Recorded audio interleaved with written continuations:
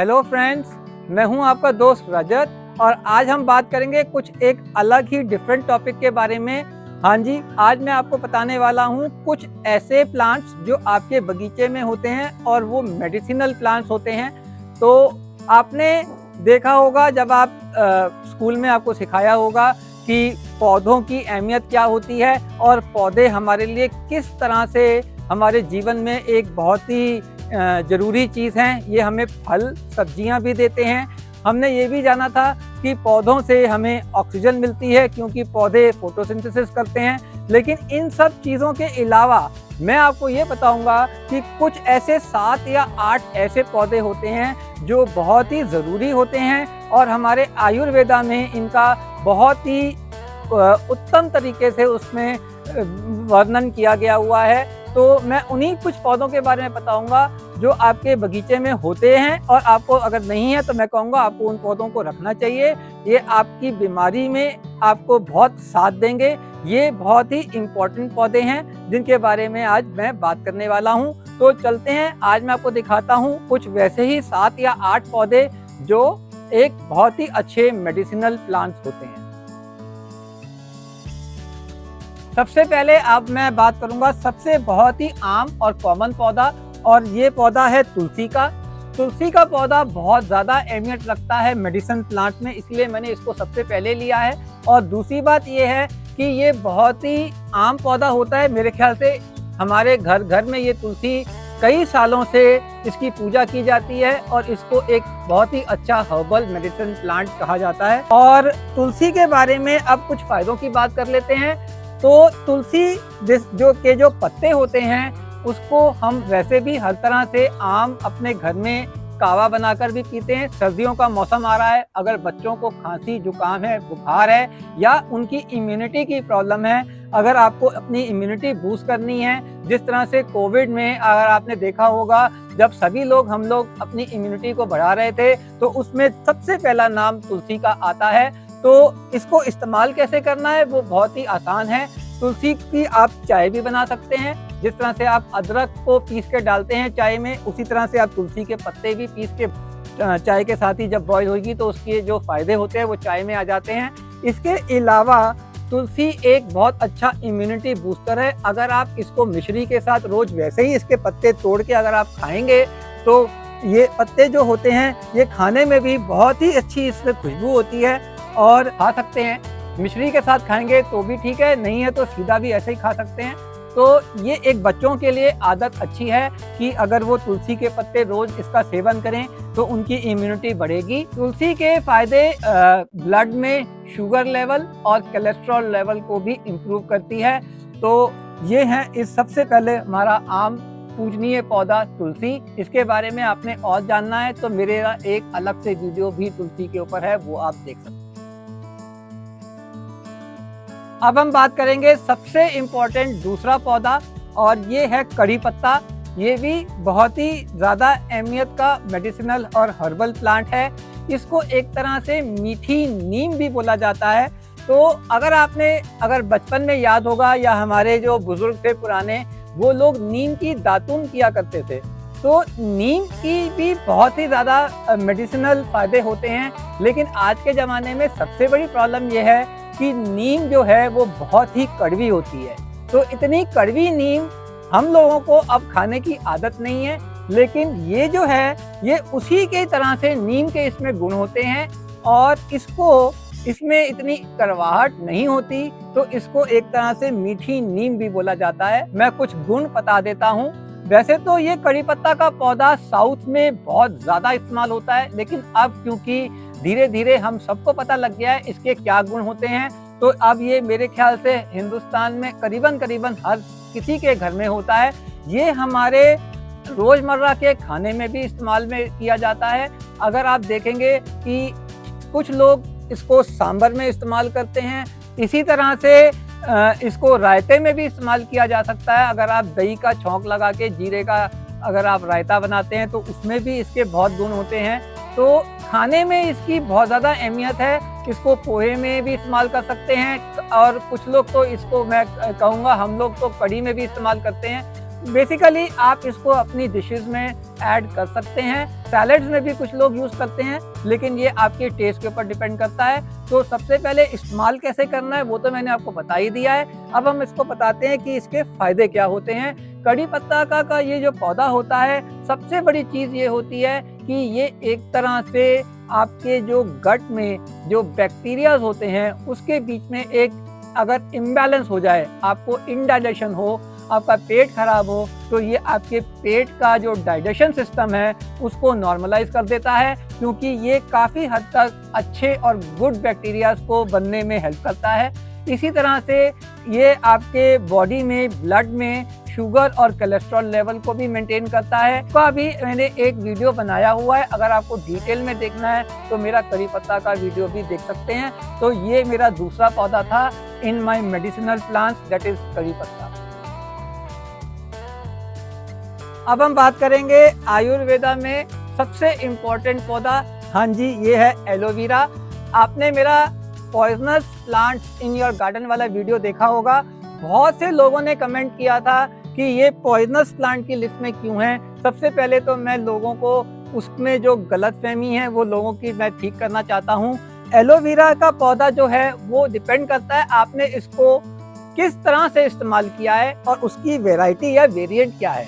तो सबसे बड़ी प्रॉब्लम ये होती है कि एलोवेरा के हमेशा गुणों के साथ ही हम लोग सोचते हैं, लेकिन मेरा उस वीडियो में कहने का ये मतलब था कि आप एलोवेरा का जो ये पत्ते होते हैं, ये अगर बच्चे या अगर आपके घर में कुछ पेट हैं वो अगर ऐसे रॉ इसको खा लेंगे तो आपको इनडाइजेशन या काफ़ी हद तक थोड़ी डायरिया या दूसरी प्रॉब्लम्स हो सकती हैं। लेकिन आज का मेरा वीडियो थोड़ा अलग है, इसको मैंने इसीलिए ऐड किया क्योंकि इसके गुण भी बहुत होते हैं। और सबसे बड़ी चीज़ एलोवेरा की ये होती है कि इसका जो जेल होता है वो आप अपने स्किन में अगर लगाएं तो एक बहुत ही अच्छा एंटीसेप्टिक होता है। तो आप इसको अगर एक्सटर्नल यूज में यूज करेंगे, जैसे कि आप देखेंगे कि एलोवेरा का जो जेल है वो आपका स्किन रैश, स्किन बर्न, इन सब चीज़ों के लिए बहुत अच्छा होता है। कुछ लोग तो ग्लो के लिए भी यूज़ करते हैं। बहुत सी ज़्यादा कंपनीज हैं जो कॉस्मेटिक्स बनाती हैं, वो एलोवेरा के नाम पर बहुत सारे प्रोडक्ट्स बनाती हैं। तो उन चीज़ों का भी आप इस्तेमाल किया जाता है। वो क्यों किया जाता है? क्योंकि ये हमारे हेयर के लिए, हमारी स्किन के लिए काफ़ी अच्छा होता है। यानी कि जो एक्सटर्नल यूज़ है इसके जेल का वो बहुत काम का होता है। गार्डनिंग में भी ये बहुत काम का होता है, आपने देखा होगा, क्योंकि ये सेप्टिक लोशन की तरह काम करता है। मैं अगर इसको कट करके दिखाऊंगा, इसको अगर मैंने काटा है तो आप अगर इसको देखेंगे इसके अंदर इस तरह से ये जो है ये जेल निकलता है। तो इस तरह का जो ये जेल है, इस जेल से विंटर के मौसम में अगर आपको रैशेज हैं या ड्राइनेस है तो ये बहुत ही अच्छा कूलेंट एंटीसेप्टिक है। और आप इसको इस तरह से अपने हाथ में, जैसे मेरे हाथ ड्राई हैं तो आप देखेंगे किस तरह से ये मेरा स्किन एकदम ग्लो करने लगा। तो एक्सटर्नल यूज़ में एलोवेरा बहुत ही अच्छा प्रोडक्ट होता है। गार्डनिंग में मैं बता रहा था, अगर आप सैम्पलिंग लगाना चाहते हैं, आप अगर एयर लेयरिंग करना चाहते हैं पौधों में, अगर आप ग्राफ्टिंग करना चाहते हैं, या यहाँ तक कि अगर आपने कटिंग से कोई पौधा लगाया है उसमें अगर आपने इस तरह से ये छोटा सा अगर आपने जेल लगा दिया तो उसमें इन्फेक्शन नहीं होती। ये बहुत ही अच्छा एंटी फंगल होता है और इसमें पौधों की ग्रोथ बहुत अच्छी होती है। खाने के बारे में भी अगर मेरा कहने का मेन मतलब ये था कि आपने किस तरह से कितनी मात्रा में खाया है वो भी बहुत ज़रूरी है। लेकिन आज की डेट में बहुत सारे लोग जो डाइटिंग करते हैं, जो वेट लॉस करना चाहते हैं, या जिनको कॉन्स्टिपेशन होती है, या जिनको इनडाइजेशन की प्रॉब्लम होती है, ये बहुत ही अच्छा एंटी इन्फ्लेमेशन और एंटीऑक्सीडेंट भी होता है ये जेल। एलोवेरा के बहुत सारे क्या कहते हैं जूसेस आते हैं कंपनी में जो आप काफ़ी हद तक लोग यूज़ करते हैं। और ये थे एलोवेरा के बारे में गुण। ये हमारा चौथा पौधा है और मेडिसिनल प्लांट्स में इसकी भी बहुत ज़्यादा अहमियत है। ये है पौधा, इसको बोलते हैं गिलोई। तो ये आप देखेंगे एक तरह से बहुत ही सीजनल किस्म का पौधा होता है। नॉर्मली अब आप देखेंगे इसके पत्ते जो होते हैं वो बड़े बड़े पान के पत्ते की तरह होते हैं, और इसमें इस तरह से अब सीज़न चला गया है क्योंकि अब नवंबर का भी महीना ख़त्म होने को आ रहा है, तो इसके पत्ते अब पीले होके गिर रहे हैं। नॉर्मली ये बेल की तरह चलता है, एक तरह से जंगली पौधा है। पहले इसके गुण सिर्फ आदिवासी लोग ही इस्तेमाल करते थे, लेकिन जैसे जैसे हम सभी को इसके गुणों के बारे में पता लगा तो अब ये करीबन मेरे ख्याल से सभी के घर में ये गिलोय का पौधा होता है। तो पत्ते इसके बिल्कुल लश ग्रीन होते हैं, लेकिन अब क्योंकि ऑलमोस्ट विंटर का मौसम आ गया है तो इसके पत्ते अब गिरने को तैयार हैं। ये मेरे पास गिलोय की बेल नीचे लगी हुई है, मेरे ग्राउंड में, मेरे गार्डन में लगी हुई है, तो मैं ये दिखाने के लिए एक कटिंग यहाँ पर लेके आया हूँ। तो ये कटिंग है और ज़्यादा वक्त वेस्ट नहीं करेंगे और बात करेंगे इसके गुणों के बारे में। तो सबसे ज़्यादा इसके जो गुण होते हैं वो इसकी डंडी में होते हैं। अगर मैं आपको दिखाऊं तो मैं बताता हूं कि आपने अगर आपके क्या कहते हैं घर में किसी को प्लेटलेट की दिक्कत है या फिर उसको अगर डेंगू है, तो नॉर्मली इस केस में अगर आपका प्लेटलेट काउंट कम होता है तो इस गिलोय की इस डंडी को आप इस तरह से कट करके ले सकते हैं। नॉर्मली ये सूखी डंडी होती है, लेकिन मैंने ये हरी इसलिए ली है क्योंकि ये मेरे लिए कटिंग में करने में दिखाने में थोड़ी आसान है। सूखी वाली डंडी जो होती है वो भी आप इस्तेमाल कर सकते हैं, लेकिन गुण इसमें भी उतने ही हैं जितने सूखी डंडी में होते हैं। इसकी डंडी को आपने इस तरह से सारा कट कर देना है। फिर आप इसको बाहर का जो आउटर शेल है इसको आप थोड़ा थोड़ा हल्के से छील लेंगे, और फिर इसके जो पीसेस लंबी जो डंडी रह जाएगी इसको आपने पानी में बॉईल करना है, और पानी में बॉईल करके एक तरह से आपने इसका कावा बनाना है। और उसमें आप चाहें तो थोड़ा सा टेस्ट के लिए, क्योंकि ये बहुत कड़वी होती है, तो आप इसमें थोड़ा सा मिश्री या हनी भी इस्तेमाल कर सकते हैं। और अगर आप इसको 1 चम्मच भी कफ सिरप की तरह भी अगर दिन में 3-4 बार पिएंगे तो आपके इसमें प्लेटलेट में सुधार आना शुरू हो जाएगा। बहुत हद तक गांव-गांव में पहले इसी तरह से इसका सेवन करते थे तो बहुत सी बीमारियां दूर हो जाती थी। अब हम लोगों को भी मालूम है कि इसके फायदे क्या होते हैं। गिलोय का पौधा करीबन सिर्फ 3 महीने का सीजनल पौधा होता है। अब हम बात करेंगे मेडिसिनल प्लांट्स के अंदर एक 5वां पौधा। ये हमारा पौधा है पपीते का। हाँ जी, ये पपीते का पौधा आप सभी लोग इसको एक तरह से फ्रूट की तरह जानते हैं। पपीता एज अ फ्रूट तो सभी लोग जानते हैं उसके फायदे, और सभी लोग खाते भी हैं, इसका सेवन भी करते हैं। पपीते के फ्रूट में सबसे ज़्यादा हाई मिनरल्स और सबसे ज़्यादा विटामिन ए होता है। अगर आपके आँखों में अगर नंबर का थोड़ा सा प्रॉब्लम है या विटामिन ए की कमी है तो शायद पपीता ही एक ऐसा पौधा है जो आपको इससे निवारण दिला सकता है। तो पपीते के इसके अलावा आपको शायद ये नहीं पता होगा कि ये इतना फ़ायदेमंद मेडिसिनल प्लांट है कि इसकी जड़ से लेके इसके फल और पत्ते और फ्रूट तक सभी बहुत ही काम के होते हैं। पपीते का पौधा जितने भी आयुर्वेदिक या हर्बल मेडिसिन बनती हैं उसमें काम आता है। तो सबसे इम्पॉर्टेंट चीज़ होती है पपीते के अंदर से अगर मैं कट करूँगा तो इसके अंदर से हल्का सा मिल्क निकलता है। एक मेडिसिनल यूज़ में इस्तेमाल करने वाला मिल्क एक्सट्रैक्ट निकलता है जो बहुत महंगा भी बिकता है। तो मैं आपको ये पौधा कट करके दिखाऊंगा। अगर मैं इसको यहाँ से कट करता हूँ तो आप ये देखेंगे कि इस तरह से मिल्क निकलता है। मिल्क तो नहीं है, मतलब जूस या एक तरह से लिक्विड निकलता है, और इस जूस से दवाइयाँ का इस्तेमाल होता है। तो इसका जो इवन आप अगर पपीते को कच्चा पपीता भी आप अगर कभी तोड़ेंगे उसमें से भी मिल्क बहुत ज़्यादा निकलता है। तो ये तो हुआ मेडिसिनल फ़ायदा पपीते का। इसके अलावा पपीते के पत्ते जिस तरह से गिलोय का इस्तेमाल होता है डेंगू में प्लेटलेट्स के लिए, इसी तरह से इसके जो नरम और एकदम फ्रेश जो कोंपले पत्ते होती हैं इनको अगर आप थोड़ा सा पानी में पीस के चटनी सी बना लेंगे और इसमें थोड़ा सा उबाल के बॉईल करके मिश्री और हनी के साथ लेंगे तो आपके प्लेटलेट्स भी नॉर्मल हो जाते हैं। अब बचती है बात कि पपीते का जो इस्तेमाल है वो साउदर्न इंडिया में जिस तरह से कच्चा केला इस्तेमाल होता है, इसी तरह से काफ़ी लोग कच्चे पपीते का भी इस्तेमाल करते हैं। आप इसको एक तरह से सब्जी बनाकर भी इस्तेमाल कर सकते हैं। कच्चे पपीते को लोग इसकी सब्जी बनाते हैं। कुछ लोग जो डाइटिशियन होते हैं, जो हेल्थ कॉन्शियस होते हैं, वो इसका सैलड भी बनाते हैं। आप इसके सारे के सारे पपीते के पत्ते छिलके को अगर आप छील लेंगे और उसके अंदर से खीरे की तरह नरम एकदम गूदा निकलता है, जिसको आप सैलड में इस्तेमाल कर सकते हैं। तो ये है पपीता।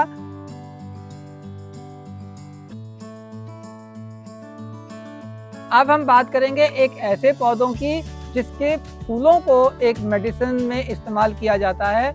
मैं बात करूंगा इस ब्लू पी के बारे में। ये है इस तरह से ब्लू पी, और ये एक ब्लू पी यानी कि इसको अपराजिता भी बोलते हैं। इसमें जो मेडिसिनल फ़ायदे हैं उसकी हम बात करेंगे। तो मैं जो गुण बताने वाला हूँ वो ब्लू पी में भी, और इसी तरह से ये मेरे पास है यहाँ पर क्या कहते हैं हाइबिस्कस। ये रेड कलर का है और वाइट कलर का भी है। और इसी तरह से एक और पौधा होता है, इसको बोलते हैं पारिजात, जो अब इस वक्त इसने फूल देने बंद कर दिए हैं। तो इन तीनों ही पौधों का एक जैसा ही गुण है और एक जैसे ही इस्तेमाल किया जाता है। इन तीनों के फूलों को आप अगर तोड़ के पानी में आप हल्का सा बॉईल कर लेंगे और हल्का सा कावा बना लेंगे गाढ़ा गाढ़ा, और उसमें हनी और मिश्री डाल के अगर आप टी की तरह इस्तेमाल करेंगे तो आप देखेंगे कि नॉर्मली आजकल तो इतना ज़्यादा यूज़ होने लगा है। ब्लू पी की भी टी बनती है, हाइबिस्कस टी भी मिलती है, और हर श्रृंगार को भी आप एज अ मेडिसिनल एंटीऑक्सीडेंट में यूज़ कर सकते हैं। तो टी कैसे बना सकते हैं वो भी मैं आपको दिखाऊंगा। बनाने का तरीका बहुत ही आसान है। आपने जिस तरह से पत्ती उबालनी है, उसकी जगह पानी में आपने पहले तो फूलों को डाल देना है हल्के से बॉइल्ड वाटर के अंदर, और फिर उसके अंदर थोड़ी सी आप अपने यूज़ के हिसाब से आपको कितनी चाहिए उसमें थोड़ी सी हनी, और आप उसमें मिश्री भी इस्तेमाल कर सकते हैं अगर आपके पास हनी नहीं है, और आप उसके अंदर हल्का सा लेमन और सॉल्ट मिलाएंगे तो आपकी ब्लू टी बहुत ही बढ़िया ब्लू टी बनती है। ये विंटर में एक तरह से जिस तरह से कश्मीरी लोग कावा बना के पीते हैं ठंड में, इस तरह से अगर आप इसको यूज़ करेंगे तो इसके बहुत ज़्यादा फ़ायदे होते हैं। तो यही था ब्लू पी के बारे में। और हाइबिस्कस है और यहाँ तक कि हरश्रृंगार है, इन तीनों के फूलों को मेडिसिन में एज अ ड्रिंक में इस्तेमाल किया जा सकता है। तो अब हम बात करेंगे एक और बहुत ही खास पौधा जिसको मेडिसिन में यूज़ किया जाता है, उसको बोलते हैं पत्थर चटा।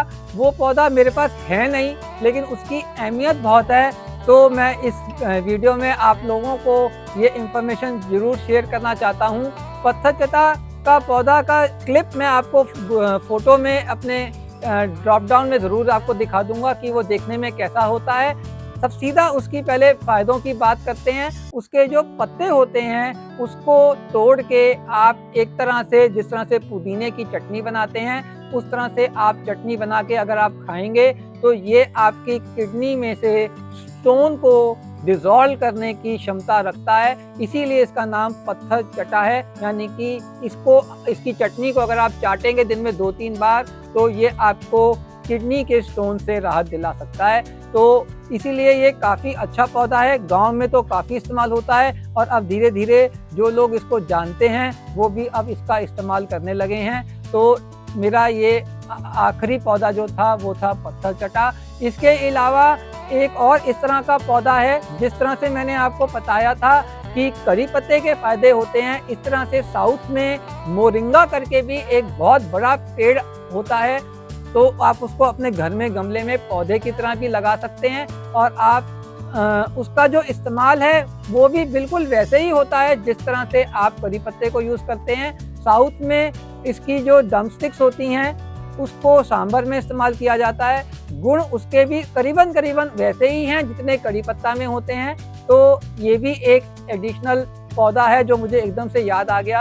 अगर आपके घर में है तो आपके घर में ये पौधा भी ज़रूर होना चाहिए। तो यहीं पर ही इस वीडियो को एंड करते हैं। आप मुझे लाइक करके बता सकते हैं आपको मेरा वीडियो कैसा लगा।